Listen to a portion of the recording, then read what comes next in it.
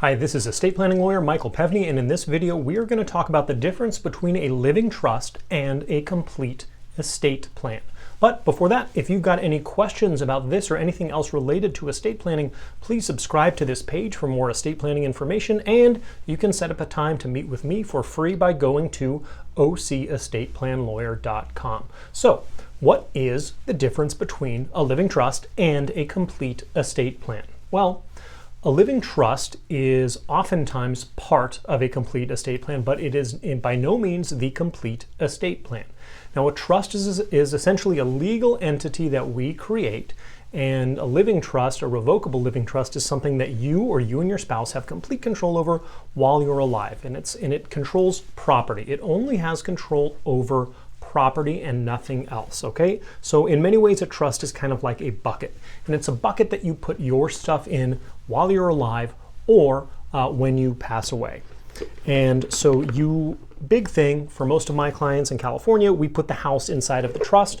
Number of reasons for that. The big thing is that it avoids probate. Most of my clients in California that are homeowners, we got to create that living trust for them. We create that bucket for them so that house never has to go through probate, which is very expensive, takes a very long time, takes a lot of hassle, and it's just a lot for the people who you leave behind to go through after you. And you can also put other financial instruments into it. You can put things like bank accounts into the trust, and the trust can actually even be the beneficiary for certain financial accounts, like a life insurance policy.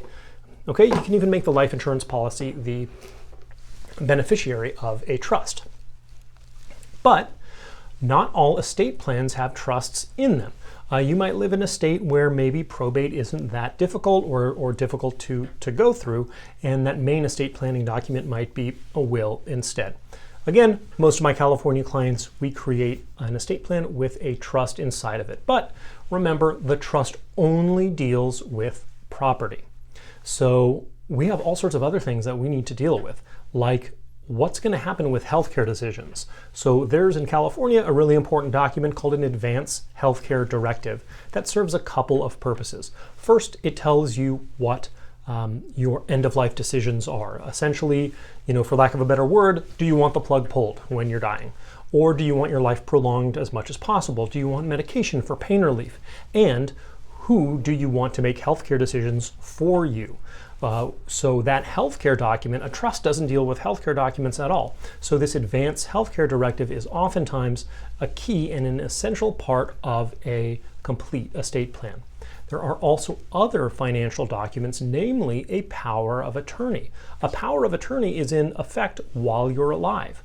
And that basically gives somebody else the authority, you give someone else the authority to deal with your finances.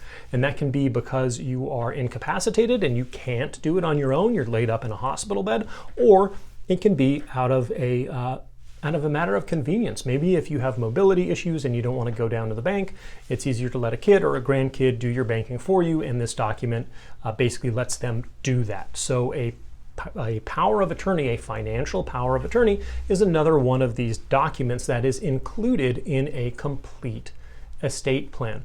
Another healthcare document where it's a HIPAA waiver where you basically say who gets to find out your healthcare information. That's also a very important part of a complete estate plan, and especially for parents that are under 18.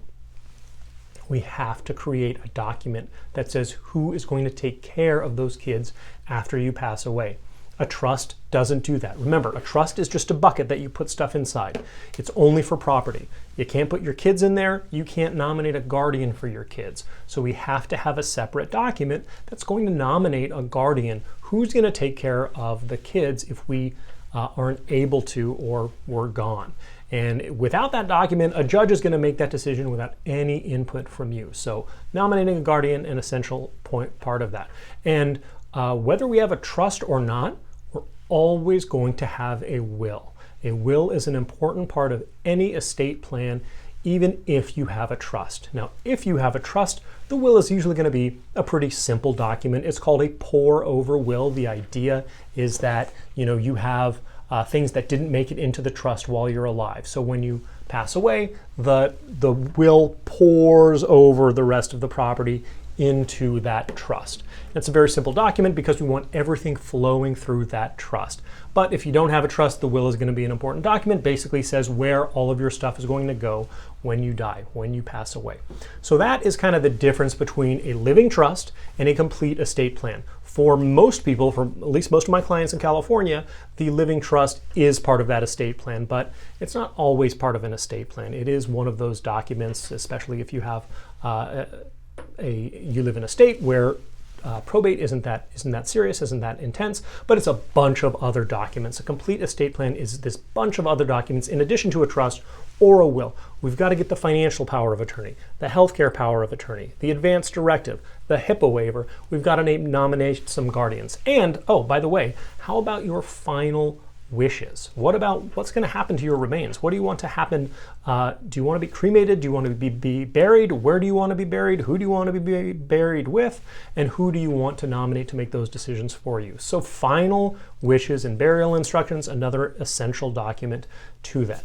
So once again, this is Michael Pevney. I create estate plans for families in California. Please subscribe to this channel for more estate planning information. And if you want to set up a time to meet for free, you can go to ocestateplanlawyer.com. Thanks for watching.